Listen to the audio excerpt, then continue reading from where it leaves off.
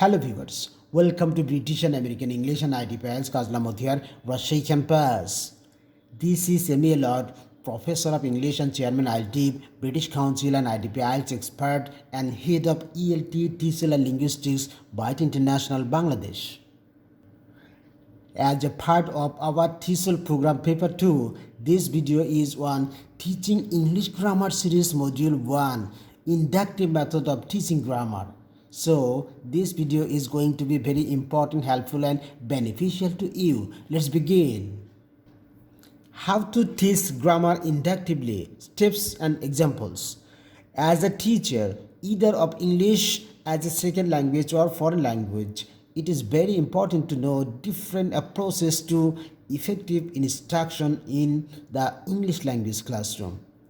When it comes to teaching grammar, for example, inductive or deductive approaches are two commonly used methods by many teachers. For the sake of understanding, this video is about the inductive approach. It will provide examples, benefits, and steps to teach grammar inductively. The inductive approach to teaching grammar. The inductive approach in teaching grammar is a discovery learning approach in which teachers don't teach the grammatical rules directly but let students discover them through a learning experience in terms of using the target language. For instance, the students can discover the rules through games, songs, or different activities that require the students' engagement and interaction. In most inductive grammar lessons, the teacher introduces the grammatical rule by simply engaging students in a meaningful conversation. The teacher guides and scaffolds the students to notice the grammatical pattern, elicit the form, and then finally expose them to it. Example of inductive approach. A teacher writes on the whiteboard some examples of present perfect and simple past tense. Afterward, the teacher asks the students what are the differences they notice in the sets of sentences. The students discuss the differences in pairs or in groups. The teacher elicits the difference in terms of the form and possibly the meaning from the students. Finally, the teacher explains the rules of the both tenses and provide more examples. Benefits of the inductive approach to teaching grammar. There are several advantages of using the inductive approach. Firstly, students become more active and enthusiastic to discover the rules by themselves. Secondly, it's a learner-centered approach and students become actively engaged through conversation and peer discussion. Thirdly, students gain a deep understanding of the language as they independently construct their knowledge, form, and meaning of the grammar patterns based on their own experience. How to teach grammar inductively? Firstly, teachers provide examples of language structures that students should examine.